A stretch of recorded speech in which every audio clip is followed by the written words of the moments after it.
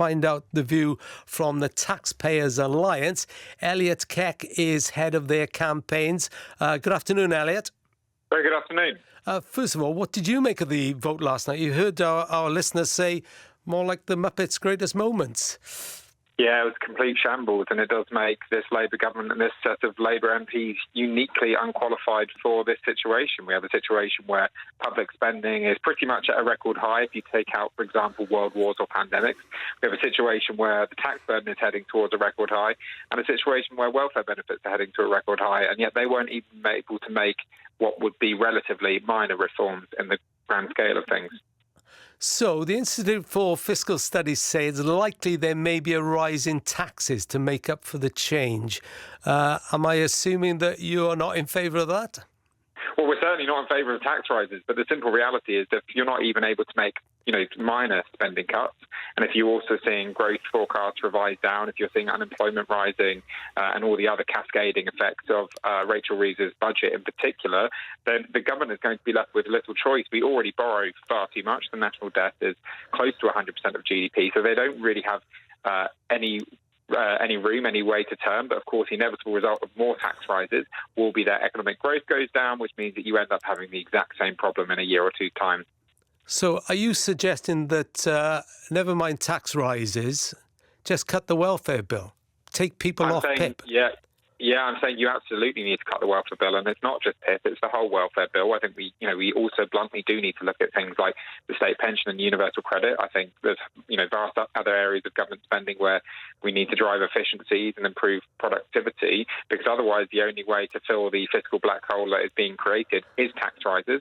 But we saw what happened with tax rises last year. We were told this would be a one and done budget with the £40 billion worth of tax rises. The end result of that is that crippled growth, and now we're having to talk about the exact same thing. So we don't want the vicious circle of tax rises and then lower economic growth and then more tax rises. We need to break out of that, or otherwise the country's in trouble. So are you prepared to see people suffer to cut costs?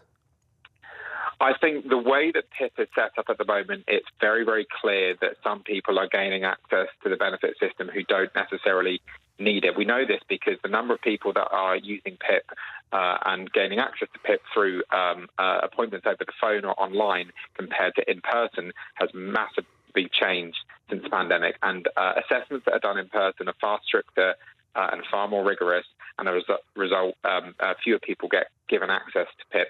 Let's just take one example. So sleep apnea. So the number of people that receive PIP for sleep apnea has increased from about 150 to about 1,200 in the last 5 years. Are we really suggesting that there's this massive growing epidemic of sleep apnea that is spiralling out of control? Number of people with Tourette's who are receiving PIP has increased fivefold. Depression, anxiety, autism, all increasing about 5 or 6-fold. I think it's very clear something is going horribly wrong, and it starts with the fact that people are getting their assessments not in person where they can be properly tested and checked, but over the phone and online. But I think that was brought in by the last Conservative government, wasn't it? Yes, as a result of the pandemic, which is understandable. You don't want in-person appointments during a pandemic. That's fine, but they didn't reverse the situation, and unfortunately, the Labour government hasn't really suggested that they're going to reverse the situation either. So I'll ask you this then: do you have any faith that the Stephen Timms inquiry into and the study of what should happen, and they're going to make a decision once that comes back next year? Do you feel that will get anywhere towards reforming the welfare system? Bluntly, no, because I don't think Labour MPs are willing to vote for any cut in welfare payments or any serious reforms to welfare payments, just because it's not in their nature. So bluntly, I think it will end up being a fudge. I think maybe it makes some minor changes, but not the significant changes this country needs in order to avoid the disability benefits hitting £100 billion by the end of the year. OK, Elliot, thank you. That's Elliot Keck, who is head of campaigns at the Taxpayers Alliance.